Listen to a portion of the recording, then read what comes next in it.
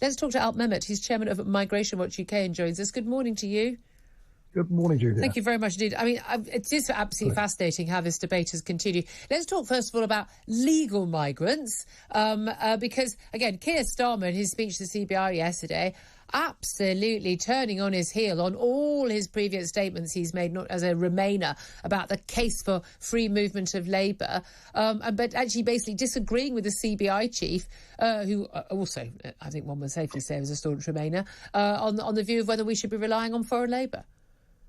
Yes, what a change, eh? A U-turn or what?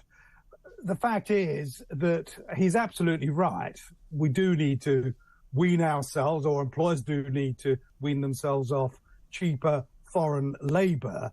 And they could be looking more to the people we've got available in this country. There are those who are registered for out-of-work benefits, 5.2 million or 5.3 million. There's 1.2 million unemployed. There are millions of people who've taken early retirement, for example. Why don't they try to get those back? Yeah. But having said, I welcome what Keir Starmer said, and I do, because we're finally talking about an issue that people are concerned about.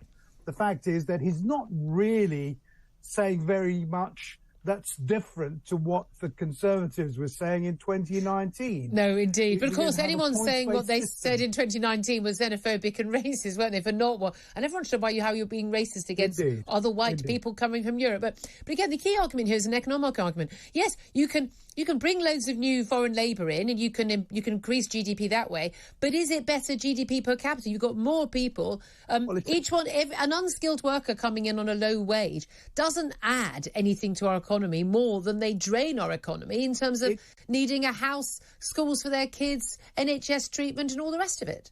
Exactly so. And do you know, the OBR that seems to be relying on this huge immigration to continue said in 2014 that for every 225,000 people that you get in, you do grow the economy. However, having grown it, it's all cancelled out by the growth in population as well. Ta-da. So it really doesn't make sense to be importing cheaper labour. It makes sense for the business. Unskilled, but it makes sense for levels. Businesses. The key thing is that they don't pay all the cost. And again, we're also often topping up people's low wages when we're paying tax credits and paying for their housing benefit and the like.